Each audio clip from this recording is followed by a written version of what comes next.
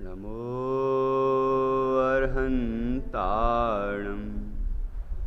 नमो सिद्धाणं नमो आयर्याणं नमो वज्रायाणं नमो लोये सव्यसाहुणम् अर्हन्त सिद्ध साहु तिद्यं जिणधम वयण पडिमाहु जिणनिलयायिदराय नवदेवादिन्तु मे बोहि मङ्गलं भगवान् वीरो मङ्गलं गौतमो गणी मङ्गलं कुन्दकुन्दाद्यो जैनधर्मोऽस्तु मङ्गलं सर्वमङ्गलमाङ्गल्यं सर्वकल्याणकारकं प्रधानं सर्वधर्माणां जैनं जयतु शासनं जैनं जयतु शासनम् मंगलमय मंगलकरण वीतराग विज्ञान नमो ताहि जाते भय अरहंतादि महान करि मंगल करि हो महा ग्रंथ करन को काज जाते मिले समाज सब पावे निज पद राज।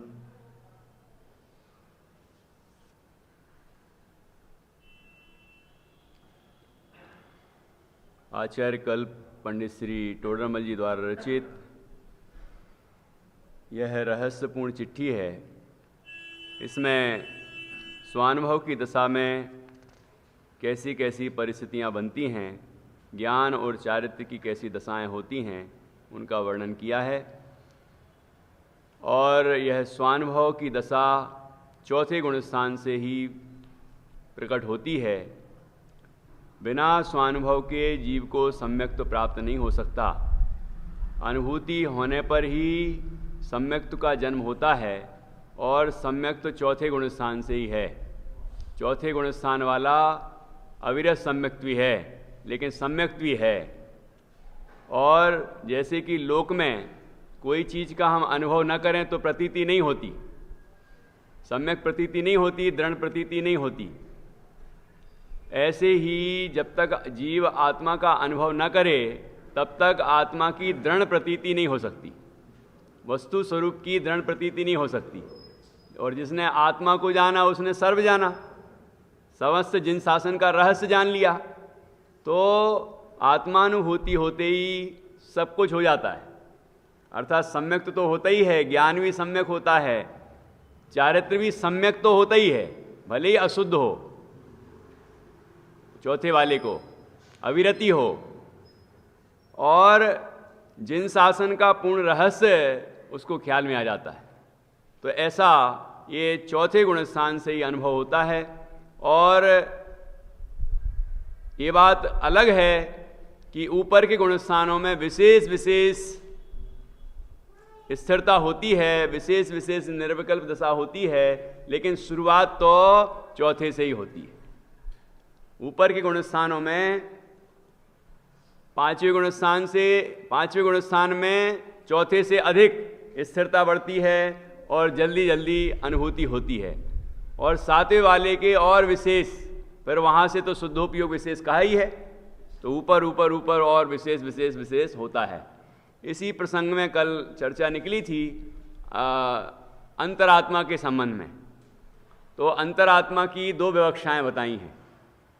एक तो ये कि चौथे गुणस्थानवर्ती जघन अंतरात्मा है और सातवें गुणस्थान से 12वें गुणस्थान वाले उत्तम अंतरात्मा है, और बीच के बचे दो पांचवें और छठवें गुण स्थानवर्ती वो हैं मध्यम अंतरात्मा। इसमें ही कन्फ्यूजन हो रहा था कि वो छठवें वाले को लिया है कि नहीं लिया है मध्यम में, तो मध्यम में ही लिया है उनको, ठीक है, क्योंकि शुभोपयोगी हैं वो। जैसे कि छेड़ाला जी में भी आया है, शुद्धोपयोग दुविध संगविन शुद्धोपयोगी मुनि उत्तम निज ज्ञानी। तो उत्तम अंतरात्मा का वर्णन किया।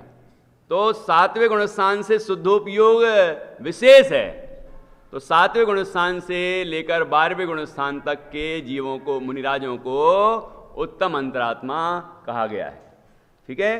और पांचवें और छठवें गुणस्थान वालों को मध्यम अंतरात्मा कहा गया है। और दूसरी विवक्षा क्या है फिर, कि जघन्य अंतरात्मा तो अविरत सम्यक दृष्टि है ही, चौथे वाला, ठीक है। और 12वें वाले उत्तम अंतरात्मा है, क्योंकि शुद्धोपयोग पूर्ण है वहां पर, तो उनको लिया उत्तम अंतरात्मा में। तो बाकी कौन हो गए फिर? बाकी सब मध्यम हो गए। ये दो विवक्षाएं हैं। तो ऐसी विवक्षाएं होती हैं, ऐसे ही स्वानुभूति के संबंध में या निर्विकल्प दशा के संबंध में भी विवक्षाएं हैं, शुद्धोपयोग के संबंध में। लेकिन विवक्षाएं भले ही हों, लेकिन होने से ही इनकार कर दे जीव, कि जब चौथे गुणस्थान में निर्विकल्प अनुभूति होती है, भले ही वो स्थिरता कम हो और अंतराल के बाद अनुभूति होती हो, लेकिन होती तो है ना, तो उससे ही कोई इनकार कर दे तो वो ठीक नहीं है, ठीक है। चौथे गुणस्थान से ही शुद्धोपयोग है, शुद्धोपयोग की दशा में ही सम्यक्त्व का जन्म होता है, उसे हम स्वरूपाचरण चारित्र कहते हैं। निर्विकल्प दशा तो कही है कि नहीं, यहाँ पर निर्विकल्प दशा कहा है, तो निर्विकल्प स्वरूपाचरण की दशा होती है, ऐसा शुद्धोपयोग प्रकट होता है। और वो अत्यंत अल्प है, मतलब स्थिरता थोड़ी देर को है, थोड़ी स्थिरता है, थोड़ी स्थिरता है, लेकिन है तो आत्मा में, स्वाद तो आत्मा का ही चखा। जैसे कि नाम का उदाहरण दिया था यहाँ पर, किसी व्यक्ति को नाम में किसी का नाम लो तो उसको ठीक है नाम आया और गया, और किसी व्यक्ति को वो नाम लिया और उसके बारे में सोचने लग जाता है, मग्न हो जाता है। तो ऐसा ये होता है, मग्नता में अंतर है। ऊपर ऊपर मग्नता विशेष है, स्वरूप में मग्नता विशेष है ना। तो सातवें से जो मग्नता विशेष है, शुद्धोपयोग की दशा, वो आगे बढ़ती ही चली जाती है। इसलिए आचार्यों ने चौथे और पांचवें वाले गुण, छठवें, चौथे पांचवें और छठवें वाले को गौण कर दिया। छठवें में तो शुद्धोपयोग है ही नहीं, ठीक है, तो उनको गौण कर दिया। और सातवें से शुद्धोपयोग की विशेषता होने से सातवें से शुद्धोपयोग होता है, ऐसा कहा। तो यहाँ गौण किया है, निषेध नहीं किया, क्योंकि सर्वांग स्वाध्याय करना पड़ेगा ना अनेक अनेक ग्रंथों का। तो चौथे गुणस्थान से ही शुद्धोपयोग होता है, और विशेषता सातवें से होने से सातवें से विशेष कहा गया है। तो यहाँ पर ये बात यहाँ निश्चित कर लेना चाहिए कि चौथे ही से होता है, परंतु चौथे में तो बहुत काल के अंतराल से होता है, और ऊपर के गुणस्थानों में शीघ्र शीघ्र होता है। तो यहाँ पर परिणामों की मग्नता की अपेक्षा ये अंतर आता है। बाकी जैसा चौथे वाले ने आत्मा जाना, ऐसे ही आगे के गुणस्थान वाले आत्मा जानते हैं। भगवान भी, सर्वज्ञ भगवान भी वैसे ही आत्मा को जानते हैं, कोई अलग आत्मा को नहीं जानने लगते वो, ठीक है। वही आत्मा अनुभव में आता है जो सिद्ध भगवान को आता है, उसमें कोई अंतर नहीं है कि उनने कोई अलग लिखा ना, जानपना में कोई अंतर नहीं है, मग्नता में अंतर है। मग्नता जितनी बढ़ती है उतना आनंद बढ़ता है, ठीक है। तो केवल ज्ञान होने पर अपने में ही अपनापन होता है, अपने पने से तो अपने में ही तन्मय रहते हैं, इसलिए वहाँ भी आनंद जो आता है वो अपने में मग्न रहने से ही आता है। अब वहाँ पर ये मग्नता का व्यवहार इसलिए नहीं कहते कि अन्य में मग्न नहीं और एक में मग्न है, वो वहाँ तो नहीं है ना। केवल ज्ञान के साथ, केवल ज्ञान के साथ तो सारे गेय बन रहे हैं, स्वयं भी गेय बन रहा है और लोकालोक भी गेय बन रहा है, ठीक है। लेकिन अपनापन किस में है, अपना किसको जानते हैं, श्रद्धा थोड़ी बदल गई, दृष्टि थोड़ी बदल गई, ठीक है, कि अभी तो मैं आत्मा हूं मान रहे थे चौथे वाले, पांचवें में भी मैं आत्मा हूं मान रहे थे, और केवल ज्ञान होने के बाद हैं तो अभी तो आत्मा का ध्यान कर रहे थे, और केवल ज्ञान होने के बाद लोकालोक का ध्यान करने लगेंगे क्या? कि नहीं, वहां भी आत्मा का ही ध्यान कर रहे हैं। चौथे 13वें 14वें में भी तो उपचार से ध्यान कहा ही है ना, ठीक है ना, तो वहां भी अपने स्वरूप का ही ध्यान है, और सिद्ध भगवान भी स्वरूप में ही मग्न रहते हैं, अपने में ही मग्न रहते हैं, ठीक है ना। ये बात और है कि लोकालोक भी ज्ञात होता है, लेकिन मग्नता तो अपने में ही है, तन्मयता तो अपने में ही है, ऐसा आगे गुण स्थानों में समझना चाहिए। अभी यहाँ पर एक प्रश्न कल हमने पढ़ा था, उसके संदर्भ में अपन चर्चा करते हैं। 347 पेज है मेरे इस ग्रंथ में। फिर प्रश्न, यदि निर्विकल्प अनुभव में कोई विकल्प नहीं है तो शुक्ल ध्यान का प्रथम भेद पृथकत्व वितर्क विचार कहा। वहां पृथकत्व वितर्क नाना प्रकार के श्रुत का विचार अर्थ व्यंजन योग संक्रमण ऐसा क्यों कहा? तो भाई विकल्प तो वहां है हैं? तो चौथे वाले को जैसे निर्विकल्प दशा हुई, क्या वैसे ही निर्विकल्पता ऊपर है?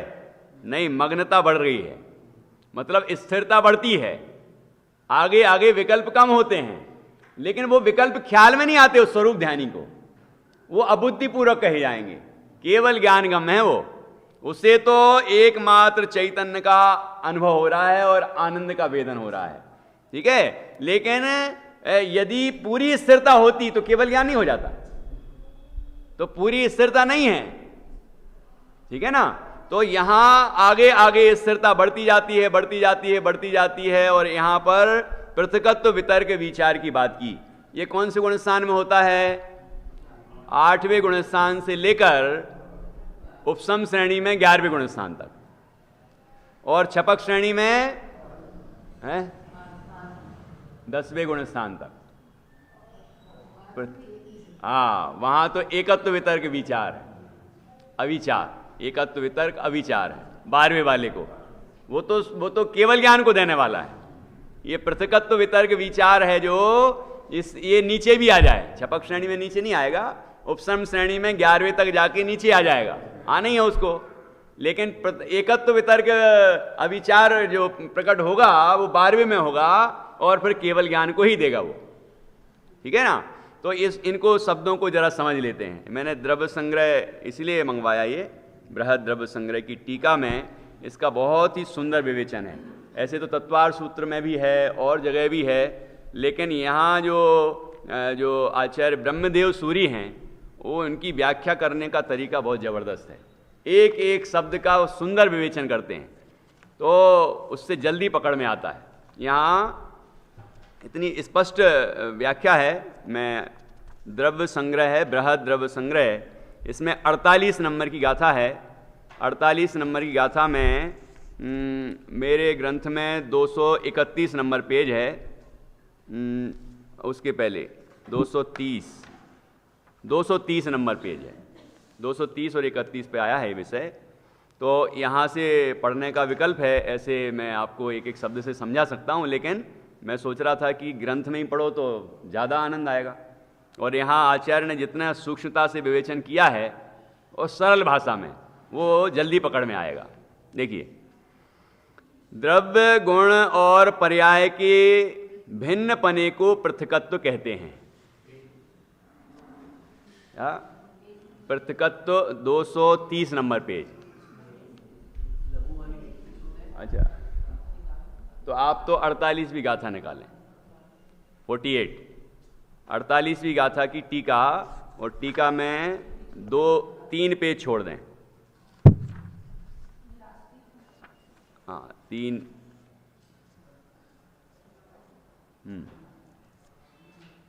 चलो, वहां तो निकलेगा, अभी मैं पढ़ता हूं यहां। तो पृथकत्व वितर्क विचार, ये 3 शब्द है ना, इनका बड़ा सुंदर खुलासा है यहाँ पर। पहले अपन ये क्वेश्चन तो समझ लें, फिर उत्तर जो दिया है वो हमने पढ़ा था, वो सरल है। तो द्रव्य, हाँ ये जो लिखा है ना इसी, हाँ हिंदी तो है ये, ठीक है। तो यहाँ से ये, हाँ ये चौथी लाइन में लिखा है ना वहाँ, द्रव्य गुण और पर्याय इनका जो जुदापना है उसको पृथकत्व कहते हैं। ठीक है, ये नाम तो अपन ने समझ लिया कि पृथकत्व, वितर्क, विचार, ये 3 शब्दों का विवेचन होगा इसमें। तो ये विषय आया है तो स्पष्ट हो जाए कि क्या है ये, क्योंकि ऐसे विकल्प होते हैं कि ये वहाँ तक तो चलता है, विकल्प तो वहाँ तक हैं, तो आप निर्विकल्प दशा क्यों कहते हो? कि वो विकल्प किस तरह के हैं, किस अपेक्षा से हैं, वो सब बातें यहाँ बताई गई हैं। देखो, पृथकत्व का अर्थ क्या है कि द्रव्य गुण और पर्याय के भिन्नपने को पृथकत्व कहते हैं। भिन्नपना 3 है ना, 3 भिन्नपने को पृथकत्व कहते हैं। और स्व शुद्धात्मा की अनुभूति जिसका लक्षण है, ऐसे भाव श्रुत को और उसके अर्थात स्व शुद्धात्मा के वाचक अंतर जल्प रूप वचन को वितर्क कहते हैं। वितर्क किसे कहते हैं? कि जो अनुभूति हो रही है शुद्धात्म तत्व की, वो भी वितर्क में ही आएगा। और अनुभूति के संबंध में, आत्मा के संबंध में जो अंतर जल्प चल रहे हैं, मतलब अंदर में विकल्प चलते हैं। विकल्प मतलब विचार चल रहा है ना आत्मा का, मैं आत्मा ही हूं, ये अबुद्धि पूर्वक चलता रहता है, मुझे पूर्णता की प्राप्ति करनी है, मैं तो भगवान ही हूं। इस तरह के विकल्प होते हैं, लेकिन वो स्वरूप ध्यानी को खबर नहीं है। इतने हीन होते हैं, इतने अल्प होते हैं कि उसको तो खबर ही नहीं पड़ती। उसका तो बुद्धिपूर्वक कहाँ उपयोग लगा है? ये एक चैतन्य में लगा है। ठीक है, लेकिन ये विकल्प होते हैं और केवल ज्ञानगम है। ये जो ध्यान का ये वाला प्रकरण है, ये भी केवल ज्ञानगमी विषय है कि किस तरह से चल रहा है वहाँ। तो स्वशुद्धात्मा की अनुभूति जिसका लक्षण है, ऐसे भावश्रुत को, जो भावश्रुत ज्ञान है उसको, और उसके वाचक अर्थात स्वशुद्धात्मा के वाचक अंतर जल्प रूप वचन को वितर्क कहते हैं। ये वितर्क की परिभाषा हुई। अब इच्छा के बिना एक अर्थ से दूसरे अर्थ में, अर्थ मतलब द्रव्य है ना, पदार्थ। इच्छा के बिना एक अर्थ से दूसरे अर्थ में, एक वचन से दूसरे वचन में, मन वचन काय, इन 3 योगों में से किसी एक योग से दूसरे योग में जो परिणमन या पलटना होता है उसे विचार कहते हैं। विचार, विचार नहीं है ना, विचार बड़ी की मात्रा है। तो विचार, ये द्रव्य से गुण, गुण से पर्याय, इस तरह जो परिवर्तन हो रहा है, पलटना हो रहा है, ये अबुद्धिपूर्वक चल रहा है सब। ठीक है, उनको ख्याल में नहीं, उनको तो स्वरूप का अनुभव है, लेकिन ये चलता है। द्रव्य का विचार करने लगे, फिर गुण का करने लगे, फिर पर्याय का करने लगे। ठीक है, और योग में भी मन योग का अवलंबन लिया, वचन योग का अवलंबन लिया, काय योग का अवलंबन लिया, इस तरह चलता है। ठीक है, तो ये स्थितियां बनती हैं। तो ये सब ये जो चलता है इसको कहते हैं विचार। इसका अर्थ इस प्रकार है, यद्यपि ध्यान करने वाला पुरुष निःशुद्धात्मा का संवेदन छोड़कर बाह्य पदार्थों का चिंतन नहीं करता है, तो भी उसे जितने अंश में स्वरूप में स्थिरता नहीं है, उतने अंश में इच्छा के बिना विकल्प उत्पन्न होते हैं। इस कारण इस ध्यान को पृथकत्व वितर्क विचार कहते हैं। इच्छा के बिना, और उससे कोई खबर नहीं है उस चीज की, उस तरफ ध्यान नहीं है कि वो बुद्धिपूर्वक इधर से उधर ले जाता हो अपना उपयोग, है ना, ऐसा नहीं है। लेकिन जितनी स्थिरता नहीं है उतनी अस्थिरता है। पूरी स्थिरता थोड़ी हो गई कि चौथे गुण स्थान वाला निर्विकल्प हो गया है तो पूरा निर्विकल्प थोड़ी हो गया, नहीं तो केवल ज्ञान हो जाता है ना। निर्विकल्पता वहां भी है, 5वें वाले के है, 7वें वाले के हैं, मतलब श्रेणी में है, बढ़ती हुई निर्विकल्प दशा है, स्थिरता विशेष बढ़ती जाती है। लेकिन जितनी जितनी जिस गुणस्थान में अस्थिरता है उसमें क्या चलता है, तो 11वें गुणस्थान तक है। ये उपसम श्रेणी में 11वें गुणस्थान तक है। पृथकत्व वितर्क विचार, है ना। और छपक श्रेणी में 10वें तक है, 8वां 9वां 10वां, इन 3 गुण स्थानों में है। तो कैसी स्थिर दशा है वो? शुक्ल ध्यान की दशा है, ये शुक्ल ध्यान का ही भेद है ना। तो ऐसी दशा है, लेकिन जितनी स्थिरता नहीं है स्वरूप में, उतने में क्या चलता है वो बताया यहां कि पृथकत्व वितर्क विचार ये चलता है। अब पहुंचे छपक श्रेणी वाले 12वें गुण स्थान में। उपसम श्रेणी वाले तो 11वें से नीचे आ जाते हैं। छपक श्रेणी में जो आरोहण जिनने किया है वो 8वां 9वां 10वां और 12वां, ये नंबर में ऐसा लगता है छलांग मार गए होंगे, ऐसा कुछ नहीं है ना। नाम से देखेंगे तो कुछ पता नहीं चलेगा ऐसा छलांग मारे, है ना। तो अपूर्वकरण, अनिवृत्तिकरण, सूक्ष्म सांप्राय और क्षीण मोह, ऐसा परिणाम होता है। वो उछलना कहीं नहीं है वहां पर, है ना। ऐसा नहीं कि 10वें वाला एकदम लांग के और 11वें से बाहर, वो आता ही नहीं है। वो उपसम श्रेणी का गुण स्थान है, ठीक है ना। उपसम श्रेणी में जाएंगे तो 8वां 9वां 10वां 11वां ये होगा। ये नंबर में अपन को लगता है कि नंबर बोल रहे हैं, ये परिणाम बोलेंगे तो नहीं कोई अंतर नहीं समझ में आएगा, ठीक है ना। तो अब 12वें गुण स्थान में कौन सा ध्यान है कि एकत्व वितर्क अविचार, वो अविचार नाम है उसका। यहां विचार और विचार वो शब्द मत लेना, हालांकि विचार तो यहां तक कहा है 12वें गुण स्थान तक, क्योंकि श्रुत ज्ञान है यहीं तक। श्रुत ज्ञान है तो विचार ही कहा जाएगा, ठीक है। तो वो किस तरह होता है उसको भी पढ़ लेते हैं। जो ऊपर ही आया था, एक अर्थ से दूसरे अर्थ, हाँ, या अर्थ से अपन ने प्रवेश करा, द्रव्य तो दूसरा अर्थ में गुण और पर्याय है। हाँ, तो द्रव्य में भी तो द्रव्य गुण पर्याय तीनों होते हैं ना। हाँ, तो यहाँ एक अर्थ से दूसरे अर्थ में, तो जैसे प्रवचन सार जी में आया है, अथो खलु दब्बमो दब्बो गुण, ऐसा द्रव्य गुण पर्याय मय होता है अर्थ। तो यहाँ भी वही समझना है कि द्रव्य से, हाँ, तो द्रव्य से गुण में जा रहा है, गुण से पर्याय में जा रहा है, वो वहीं चल रहा है। दूसरे मतलब कोई परद्रव्य की बात नहीं है ना। हाँ, उसी में चल रहा है। तो यहाँ लिखा ना, ये एक शब्द आया था कि यद्यपि ध्यान करने वाला पुरुष निज शुद्धात्मा का संवेदन छोड़कर बाह्य पदार्थों का चिंतन नहीं करता है, ठीक है ना, तो भी उसे जितने अंश में स्वरूप में स्थिरता नहीं है, उतने अंश में इच्छा के बिना विकल्प उत्पन्न होते हैं। इस कारण इस ध्यान को पृथकत्व वितर्क विचार कहते हैं। तो अब इनके ये इस तरह से परिभ्रमण होता है, उपयोग का पलटना होता है, तो उस स्थिति को यहाँ पर बताया है। और इसमें यदि वैसे तो यहाँ कोई ऐसा उल्लेख नहीं है कि परद्रव्य की बात है कि स्वद्रव्य की ही बात है। ये द्रव्य गुण पर्याय, अब हाँ होना तो यही चाहिए, लेकिन हाँ, मतलब चिंतन किसका चल रहा है? शुद्धात्मा का।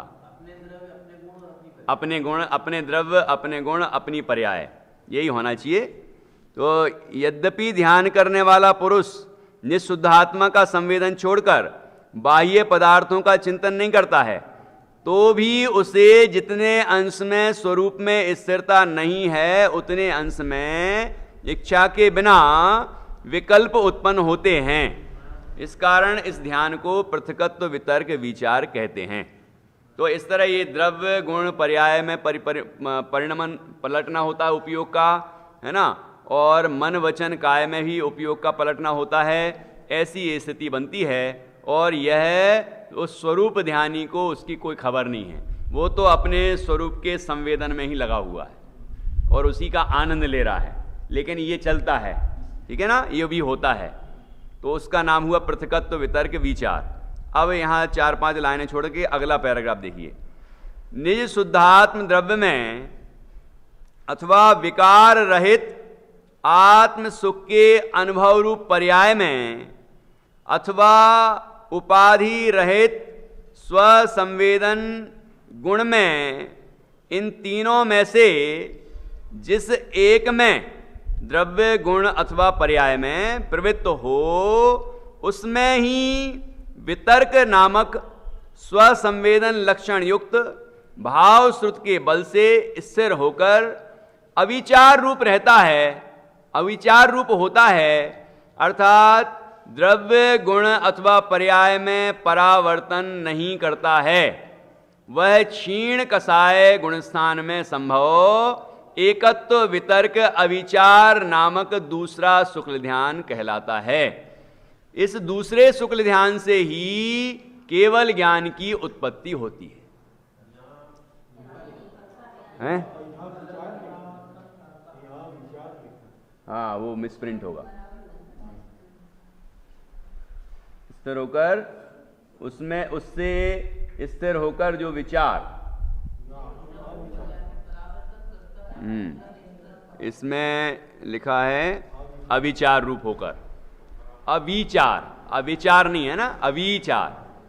वी वाह में वड़ी की मात्रा है। अब एक मिनट, एक काम करते हैं अपन, वो संस्कृत में जाइए ऊपर। हाँ,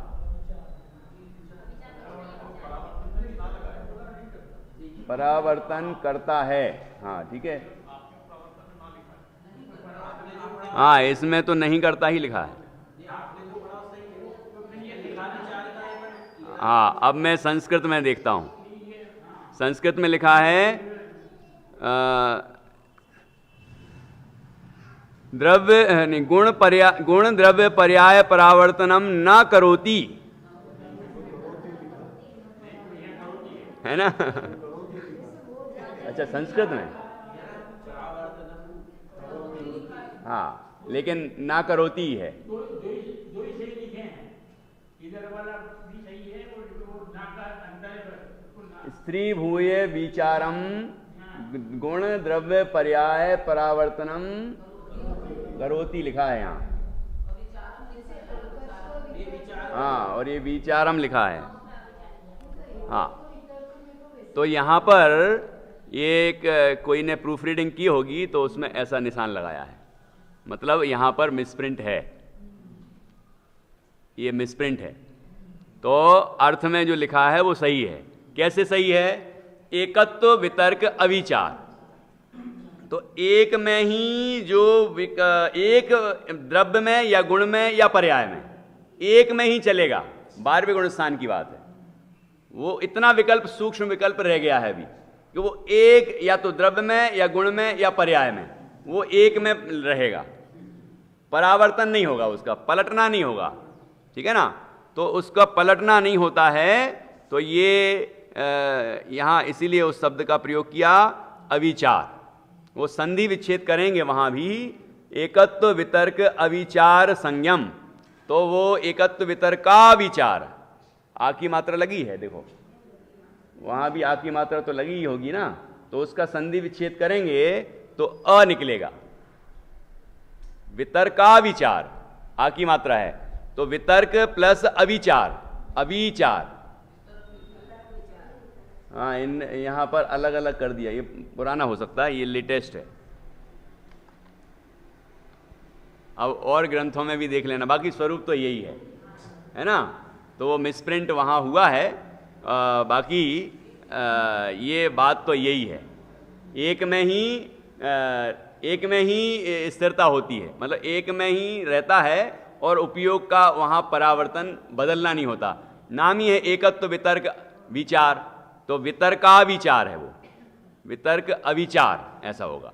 तत्वार्थ सूत्र में भी है, थोड़ा और अपन देख लेंगे, है ना? अभी अपने कोई ऐसा तो है नहीं कि समस्या है देखने में तो अपन उसको भी, तत्वार्थ सूत्र में भी है, और इसकी दूसरी ये जो प्रिंटिंग है, ये संस्करण है, इसके पहले वाले आगे पीछे वाले भी होंगे, अन्य जगह से भी प्रकाशित हुए होंगे, तो वहाँ भी अपन देख सकते हैं। तो यहाँ ये स्थितियाँ बनती हैं। अब इसका उत्तर देखिए, अब अपन वापस वहीं आ जाएं,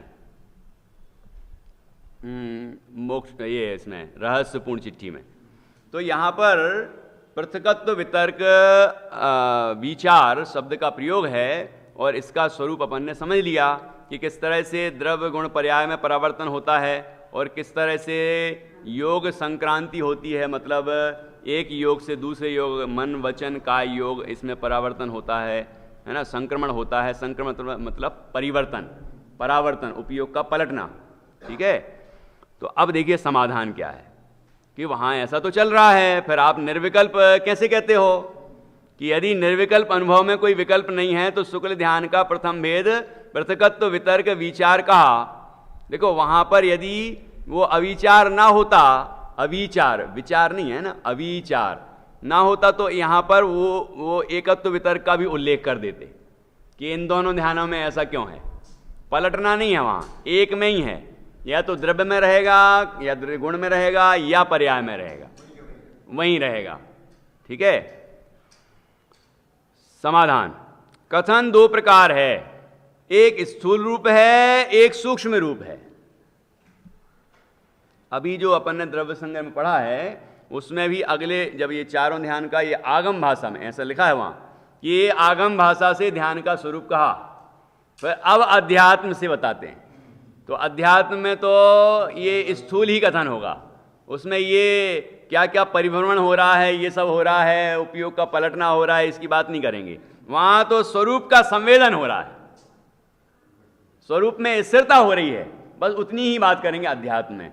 लेकिन आगम में केवल ज्ञान का में बात होती है, तो वो ये भी बताएंगे कि जितनी स्थिरता नहीं हुई है उसमें क्या चल रहा है, अबुद्धिपूर्वक।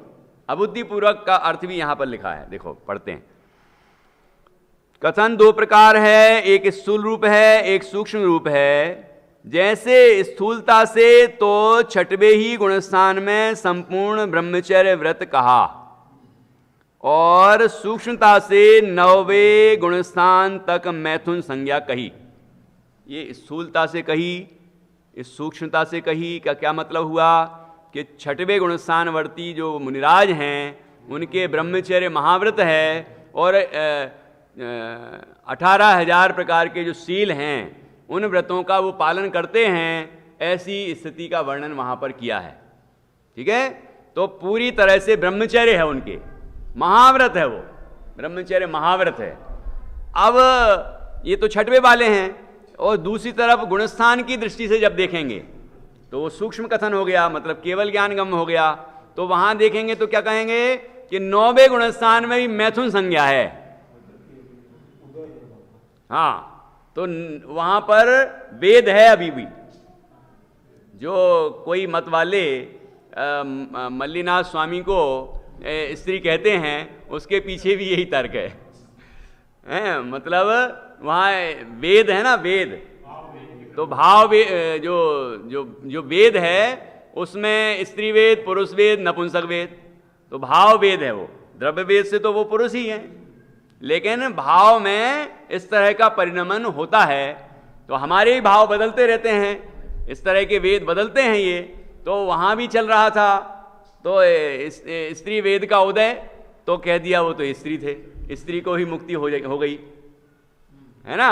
ऐसे मल्ली कुमारी कहने लग जाते हैं, बताओ, मतलब ऐसा अवर्णवाद दर्शन मोह का तीव्र बंध होगा और महामिथ्या दृष्टि रहेगा, ठीक है ना।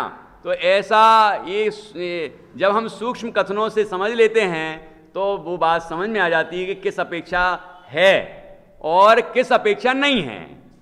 भाव वेद की अपेक्षा तो ठीक है, लेकिन द्रव्य वेद में तो पुरुष ही हैं, स्त्री वेद से मोक्ष की प्राप्ति नहीं होती, क्योंकि उस अवस्था में नग्न दिगंबर दशा नहीं होती, निर्ग्रंथ दशा नहीं होती, तो फिर कैसे मोक्ष हो जाएगा, ठीक है ना। अभी अपन उस विषय में बात नहीं कर रहे हैं, यहाँ तो बात कर रहे हैं ये ब्रह्मचर्य की, कि ब्रह्मचर्य महाव्रत छठवें गुणस्थान में ही कहा है। और फिर सूक्ष्मता से देखते हैं तो 9वें गुणस्थान तक मैथुन संज्ञा कही है। उसी प्रकार यहां अनुभव में निर्विकल्पता स्थूल रूप कहते हैं, स्थूल रूप कहते हैं, तथा सूक्ष्मता से पृथकत्व वितर्क विचार आदिक भेद व कसाय आदिक 10वें गुणस्थान तक कहे हैं। वहां अपने जानने में, ये बात याद रखना है, अपने जानने में व अन्य के जानने में आए ऐसे भाव का कथन स्थूल जानना, उसको स्थूल कहते हैं। उसी को हम कहते हैं बुद्धिपूर्वक। ये जो शब्द का प्रयोग किया है बुद्धिपूर्वक जो कहते हैं वो स्थूल कथन के लिए ही कहते हैं। ठीक है, जो उसको ख्याल में आ रहा है और कदाचित दूसरे को भी ख्याल में आ सकता है, वो चीज कहलाएगी बुद्धिपूर्वक। तथा जो आप भी ना जाने और केवली भगवान ही जाने, ऐसे भाव का कथन सूक्ष्म जानना, इसी को हम कहते हैं अबुद्धिपूर्वक। अबुद्धिपूर्वक चल रहा है वो, ठीक है ना। अर्थात केवल ज्ञानी जान रहे हैं, वो स्वरूप ध्यानी को खबर नहीं है उस चीज की, उसको नहीं पता कि क्या चल रहा है। उसे तो यही पता है कि मैं चैतन्य हूं और आनंद का वेदन चल रहा है ना। चरणानि योग आदि में स्थूल कथन की मुख्यता है और कर्णानि योग में सूक्ष्म कथन की मुख्यता है। ऐसा भेद अन्यत्र भी जानना। गुरुदेव श्री अध्यात्म का कथन करते हुए भी सूक्ष्म है, सूक्ष्म छे ऐसा बोलते हैं, तो उसकी विवक्षा अलग है। मतलब ये बात जीव को कभी सुनने में नहीं आई, पकड़ में नहीं आई ये बात, इसलिए वो सूक्ष्म कहते हैं। ये अपेक्षा नहीं है वहां पर कि वो केवल ज्ञान गम्य है, इस अपेक्षा कहते हो, ऐसा नहीं समझना। केवल ज्ञान गम्य तो कर्णानियों का जो विषय है वो केवल ज्ञान गम्य है, और अध्यात्म का विषय है वो तो जीव को अनुभव में आ जाता है ना। तो इसलिए वो विवक्षा अलग है और ये यहां पर बता रहे हैं ये अलग विवक्षा है। तो इस तरह से चरणानियोग आदिक में चरणानियोग, प्रथमानियोग और द्रव्यानियोग, ये तीनों अनियोग लेना, क्योंकि यहां पर आदिक नहीं लगाया, कर्णानियोग आदिक नहीं लगाया, कर्णानियोग में सिर्फ कर्णानियोग लिखा है। तो इसका मतलब तीन अनियोग का कथन जो है वो स्थूल है और कर्णानियोग का कथन है वह सूक्ष्म है, क्योंकि वो केवल ज्ञान गम्य है। ऐसा भेद अन्यत्र भी जानना। इस प्रकार निर्विकल्प अनुभव का स्वरूप जानना। जैसे सम्यक दृष्टि भी, जैसे लिखा था पहले ही कि जो देव शास्त्र गुरु का सच्चा श्रद्धान करता है उसे सम्यक दृष्टि कह देते हैं, ठीक है ना। तो चरणानियों के ग्रंथों में कहा है, प्रथमानियों के ग्रंथों में कहा है कि कितनी दृढ़ता थी, कितनी दृढ़ता थी। वीतरागी देव गुरु धर्म के अलावा कहीं झुकते ही नहीं थे, तो सम्यक दृष्टि कहा। अब सम्यक दृष्टि का तात्पर्य हर जगह वही लगाएंगे कि आत्मानुभूति से संपन्न ही था, तो वो जरूरी नहीं कि हर जगह लगे। ऐसा नहीं कह रहा हूं कि जिनको सम्यक दृष्टि कहा वो सम्यक दृष्टि नहीं ही थे, है ना। लेकिन स्थूल कथन होता है प्रथमान योग में, द्रव्यान योग में भी और चरणान योग में भी, ठीक है ना। तो कहीं चरणान योग की अपेक्षा है तो कहीं प्रथमान योग की अपेक्षा है, तो ये स्थूल कथन होते हैं। तो वह भी हमें जानना चाहिए। ऐसा भेद अन्यत्र भी जानना, ये कह दिया इतने संक्षेप में, अब समझ लेना है। इस प्रकार निर्विकल्प अनुभव का स्वरूप जानना। अब आगे बढ़ते हैं। तथा भाई जी तुमने 3 दृष्टांत लिखे, वह दृष्टांत में प्रश्न लिखा, सो दृष्टांत सर्वांग मिलता नहीं है। देखो चर्चा की थी अपन ने कि दृष्टांत एक देशी होता है, सर्वांग नहीं होता, सर्वदेश लागू नहीं होता है। ये लिखा है यहां पंडित जी ने, सो दृष्टांत सर्वांग नहीं है, सर्वांग मिलता नहीं है। दृष्टांत है वह एक प्रयोजन को बतलाता है, उसका एक प्रयोजन है, उस बात को वो सिद्ध करता है दृष्टांत।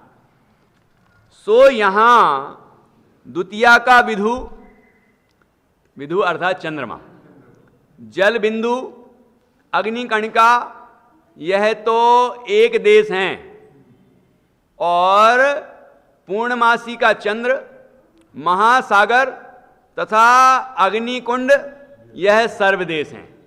पहले उदाहरण समझ लें कि यहां पर जो द्वितीया का चंद्रमा लिखा है तो कितना सा होता है चंद्रमा, है ना।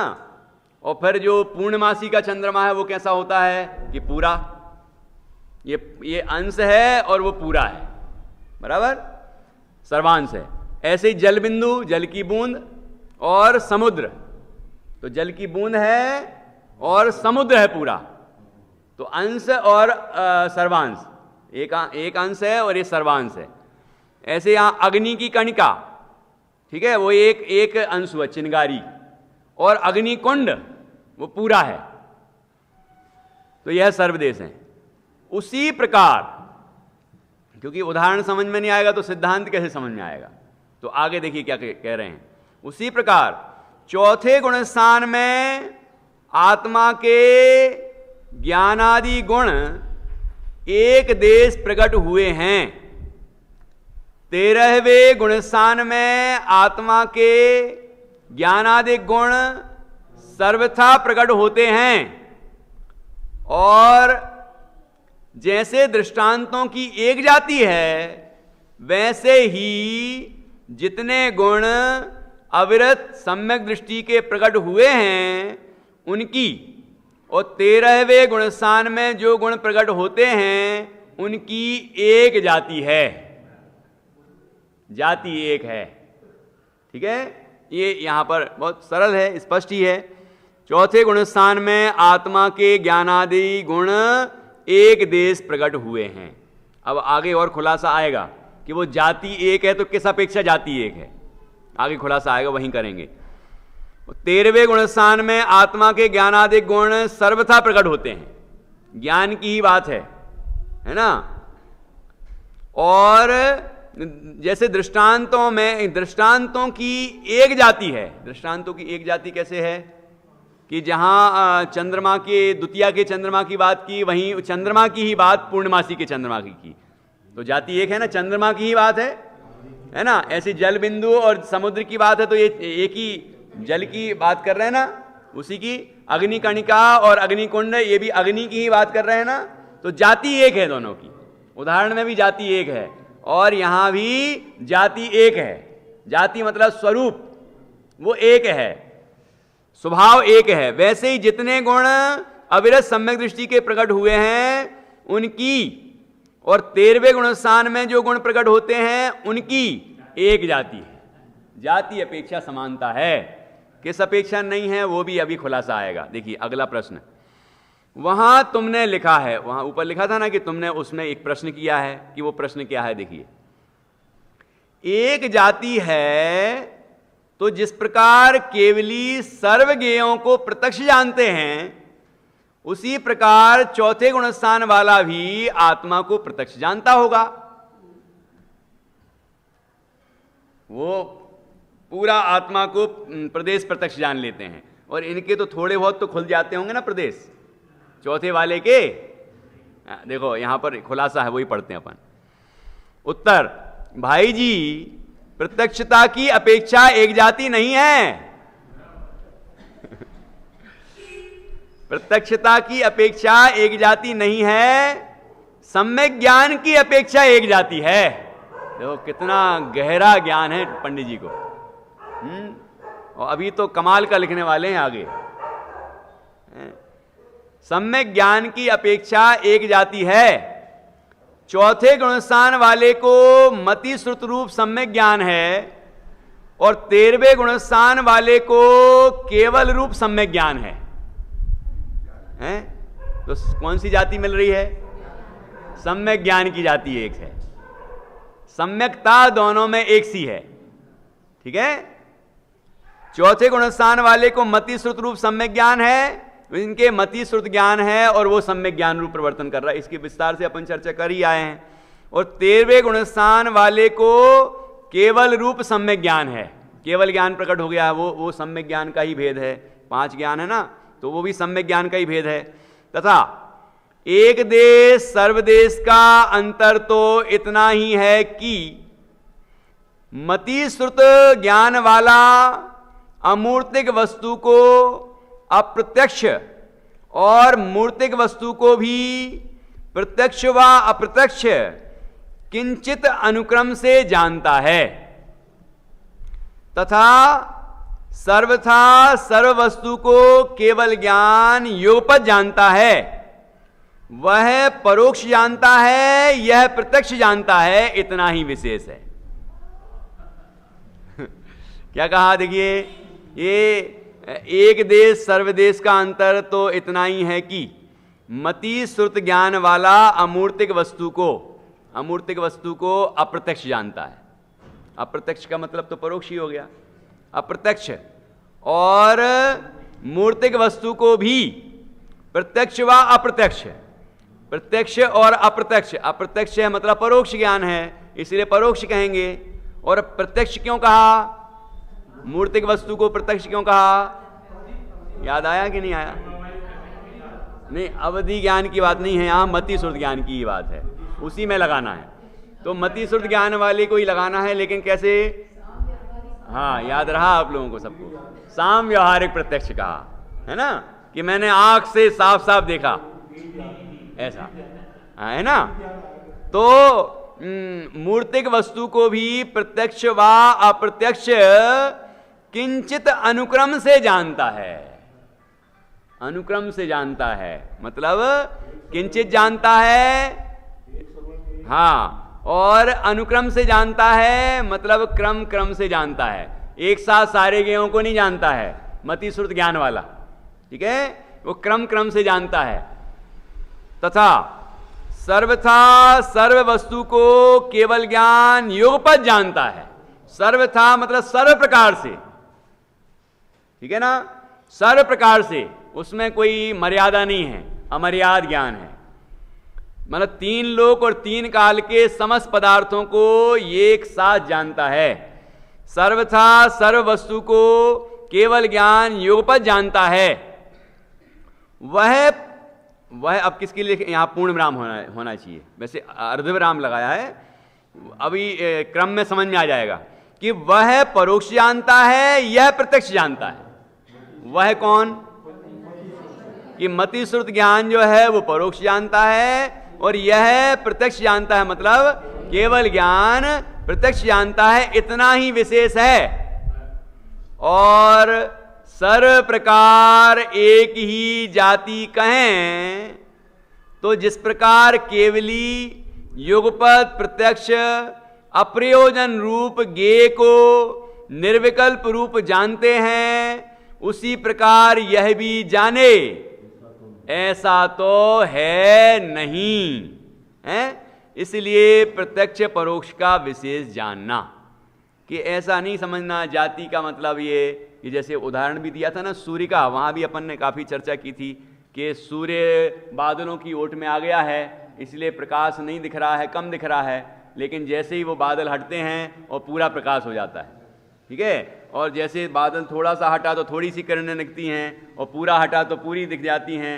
ऐसा नहीं है ये ज्ञान का कि चौथे वाले के केवल ज्ञान थोड़ा सा प्रकट है, फिर आगे आगे थोड़ा ज़्यादा प्रकट है, फिर केवल ज्ञानी को पूरा प्रकट है, ऐसा नहीं है।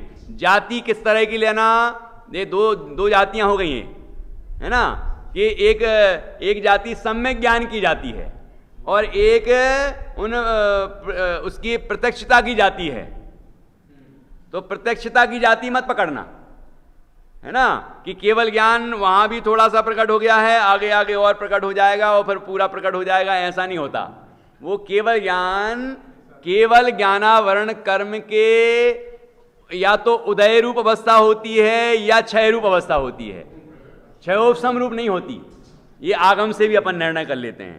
तो जब केवल ज्ञानावरण कर्म की उदय रूप अवस्था होती है तो केवल ज्ञान बिल्कुल भी नहीं होता, वो पर्याय है, ज्ञान गुण की पर्याय है, वो बिल्कुल भी नहीं होता, ठीक है। और जैसे ही केवल ज्ञानावरण कर्म का क्षय होता है, पूरा होता है, या तो उदय रूप अवस्था है उस कर्म की या फिर क्षय रूप अवस्था है।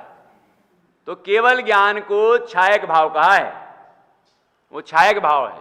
कर्म के क्षय से, ज्ञानावरण कर्म के सर्वथा क्षय से केवल ज्ञान प्रकट होता है, ऐसा वो छायक भाव है, ठीक है ना।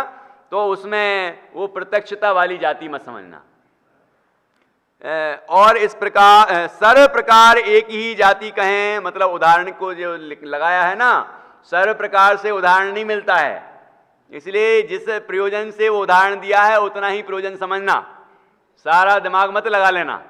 लगाते हैं बहुत लोग, ये जितना कहा ना उतना ही नहीं लगाते, थोड़ा ज़्यादा ही लगाते हैं। भाई जितना आचार्यों ने बताया है उस उदाहरण से वस्तु का स्वरूप सिद्ध किया है, उतना प्रयोजन पकड़ लें। अब नहीं ऐसा भी होता उदाहरण तो ऐसा भी हो जाएगा, पर ऐसा भी हो सकता है क्या, ऐसा जीव लगाने लग जाता है। तो इन्होंने भी लगाया होगा शिष्यों ने, है ना।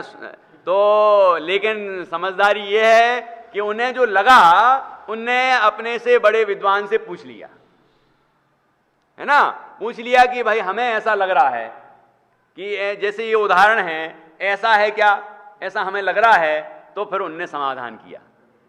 यदि वो अपने में ही मान के स्वयंभू हो जाते तो, कई लोग स्वयंभू बन जाते हैं मैं ही हूं जो हूं, ना मैं गुरुदेव की सुनता हूं, ना किसी और की सुनता हूं, ना आचार्यों की मानता हूं, मैं तो खुद ही। अनुभव की बात है ये। अनुभव की बात क्या है, अपन ने पूरी चिट्ठी में ये बात बहुत समझ ली अच्छी तरह से कि अनुभव की बात और आगम की बात में क्या है, क्या विशेषता है ना। तो यहां जो बात लिखी है वो अच्छी तरह से समझना है कि और सर्व प्रकार एक ही जाति कहें तो जिस प्रकार केवली युगपत प्रत्यक्ष अप्रयोजन रूप ज्ञेय को निर्विकल्प रूप जानते हैं। देखो संक्षिप्त भाषा है लेकिन भाव बहुत हैं। अप्रयोजन रूप सब आ गए उसमें, और इनको वो स्वरूप ध्यानी को जो चौथे गुण स्थान से लेकर हैं उनको अप्रयोजन भूत नहीं, उनको तो प्रयोजन रूप जो आत्मा है, शुद्धात्म तत्व है, वो वेदन में आ रहा है, वो प्रयोजन रूप है। तो वो तो प्रत्यक्ष है वेदन की अपेक्षा, है ना। लेकिन ये बाकी सब है जो अप्रयोजन है, वो सब अप्रयोजन रूप है। प्रयोजन का ज्ञान कितना कि जो आत्मा को जाने वो प्रयोजन भूत, जो अपने को जाने वो ज्ञान अपना काम का, और बाकी क्या काम का होता है तो वो स्तुत्य है, पूजनीय है। केवल रवि किरणों से जिसका संपूर्ण प्रकाशित है अंतर, पूजा हम करेंगे क्योंकि वो ज्ञान गुण का पूर्ण विकसित परिणमन है। वो हमारी पूरी अवस्था है, पूरा स्वरूप व्यक्त हुआ है। लेकिन अपनापन किसमें है और आनंद किसमें से आता है? सारे लोकालोक को जानने से आता है या अपने में लीन होने से आता है? सकल गे ज्ञायक तदपि निजानंद रस लीन। सारे ज्ञों के ज्ञाता होने पर भी अपने आत्मा के आनंद रस में लीन रहते हैं। ठीक है ना। तो यहां लिखा अप्रयोजन रूप ज्ञेय को निर्विकल्प रूप जानते हैं। निर्विकल्प रूप जानते हैं मतलब क्या कि सारे लोकालोक को जानते हैं, अपने अनंत गुण पर्यायों से सारे लोकालोक को जानते हैं, लेकिन विकल्प नहीं होता, मतलब वो राग वाला विकल्प नहीं होता। वैसे तो ज्ञान को सविकल्प कहा है, तो वो किस अपेक्षा कहा? वो आकार, हाँ, भेद रूप की अपेक्षा कहा कि सबको जैसा जैसा है भिन्न भिन्न भिन्न भिन्न भिन्न भिन्न जान लेते हैं, एक साथ ही जानते हैं, और है ना। लेकिन ये निर्विकल्प रूप जानते हैं, तो कोई विकल्प नहीं। मतलब जैसे कि डॉक्टर साहब ने लिखा है कि जो भगवान महावीर उनका सर्वोदय तीर्थ, ये किताब में बहुत सुंदर परिभाषा आई है भगवान की, कि जो अप्रभावित रहकर लोकालोक को जानते हैं और जानकर भी अप्रभावित रहते हैं, उन्हें भगवान कहते हैं।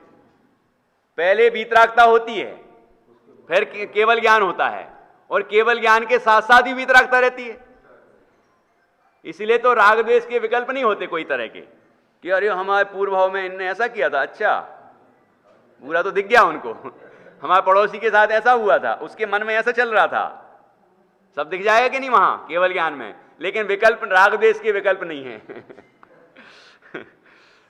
तो ये बहुत सुंदर है। सर्व प्रकार एक ही जाति कहें तो जिस प्रकार केवली युगपत प्रत्यक्ष अप्रयोजन रूप ज्ञेय को निर्विकल्प रूप जानते हैं, उसी प्रकार यह भी जाने ऐसा तो है नहीं।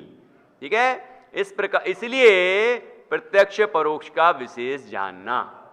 उक्तम च अष्ट सहस्री मध्य। अब ये सूक्ष्म विषय होते हैं, है अध्यात्म का विषय, लेकिन फिर भी जीवों को जल्दी पकड़ में नहीं आता है, इसलिए उदाहरण देना भी जरूरी होता है कि ये बात कहीं पंडित जी ने पढ़ी भी है कि अपने मन से ही बोल रहे हैं, है ना। तो अष्ट सहस्री का उदाहरण दिया है। अष्ट सहस्री मतलब कौन से आचार्य की रची हुई रचना है? आचार्य विद्यानंद स्वामी। आचार्य विद्यानंद स्वामी की रचना है, और वो किस पर आधारित है? तत्वार्थ सूत्र का जो वो है ना मंगलाचरण है ना, नहीं, हाँ हाँ, तो पहले आप्तमीमांसा आधारित है किस पे? मोक्ष मार्ग से नेतारम वेतारम कर्म भूवृताम ज्ञातारम विश्व तत्वानाम वंदे तद्गुण लब्धये। उस पर बनी आचार्य समंतभद्र द्वारा आप्तमीमांसा देवागम स्तोत्र। फिर उस पर अष्टसती आचार्य अकलंक देव ने लिखी। फिर उस पर अष्टसहस्री आचार्य विद्यानंद स्वामी ने लिखी। ऐसे अष्टसहस्री से लिखा है, मतलब वहां से लिंक कर लेना कि किन ने लिखा है। पूरा मूल तत्वार्थ सूत्र भी है, और तत्वार्थ सूत्र तो सबको मान्य है, उसकी टीकाएं भी सबको मान्य है, सब जगह पढ़ी जाती हैं ये, ठीक है। इस तरह यहाँ ये बहुत सुंदर उदाहरण आने वाला है, इसकी चर्चा अपन कल करेंगे। और अब समझ लीजिए कि थोड़ी सी और रह गई है चिट्ठी।